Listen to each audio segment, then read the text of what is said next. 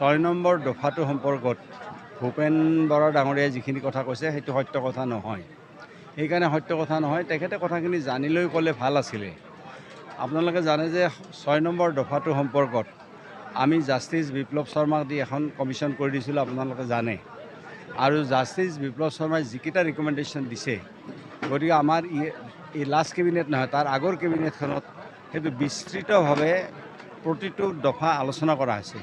আৰু আপোনালোকে আজি মই আপোনালোকে শুনি সুখ পাব বা আমাৰ অসমৰ ৰাইজেও শুনি সুখ পাব যে 6 নম্বৰ দফাত জাষ্টিছ বিপ্লৱ শৰ্মাই যিটো ৰিপৰ্ট দিছে তাৰ প্ৰতিটো দফা আমি মানি লৈছোঁ আৰু আমি সেইটো কাৰ্যকৰী কৰিব পাৰিম। তাৰে খালি এটা দফা ভাৰত চৰকাৰৰ আছে যে এখন আপাৰ হাউচ হ'ব লাগে অসমত।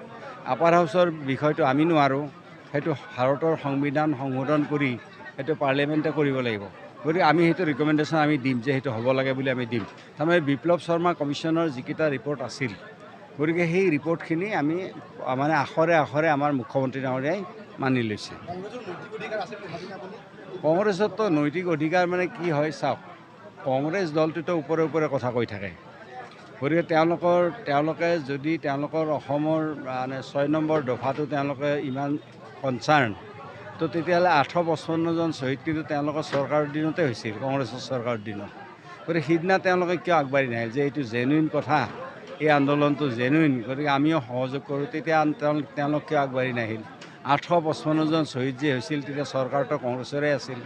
গতিকে আজিৰ দিনটোত তেওঁলোকে হয়তো ৰাজনৈতিক এটা মুনাফা আদায় কৰাৰ কাৰণে এই ধৰণৰ কথা ক'ব, কিন্তু সেইবিলাক কথাৰ কোনো ভিত্তি নাই আৰু সেইবিলাক কথা অসমৰ ৰাইজে বুজিও পায়।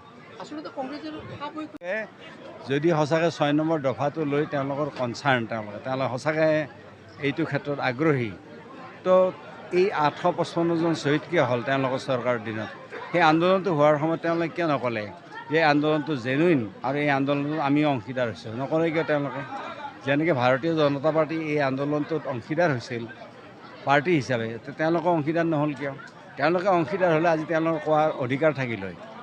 কিয় অধিকাৰ থাকিলে? আজি সদৌ অসম ছাত্ৰ সন্থা বা গণসংগ্ৰাম পৰিষদ, এই যিবিলাক দুটা সংগঠনে নেতৃত্ব দিছিল, তেওঁলোকে কিবা এটা কথা ক'লে তাৰ যুক্তি থাকিব পাৰে, কিন্তু বাকী এতিয়া কংগ্ৰেছে ক'লেতো এই কথাটো যুক্তি কেতিয়াও নাথাকে। আৰু চবতকৈ ডাঙৰ কথা হ'ল যে যিখন বিপ্লৱ শৰ্মাৰ কমিশ্যন, সেইখন সকলোৱে মানি লৈছে আৰু তাৰে প্ৰতিটো শব্দ এই লাষ্ট কেবিনেট নহয়, ইয়াৰ আগৰ কেবিনেটত মুখ্যমন্ত্ৰী ডাঙৰীয়াই আখৰে আখৰে মানি লৈছে, এক্সেপ্ট ওৱান, সেইটো হ'ল আমাৰ আপাৰ হাউচ। আপাৰ হাউচটো দিল্লীয়ে কৰিব লাগিব আৰু সেইটোৰো ৰিকমেণ্ডেশ্যন মুখ্যমন্ত্ৰী ডাঙৰীয়াই দিম বুলি কৈছে। গতিকে মই ভাবোঁ যে এইটোৱে অসমৰ এটা ৰক্ষা কৱচ হ'ব এইখিনি কথা।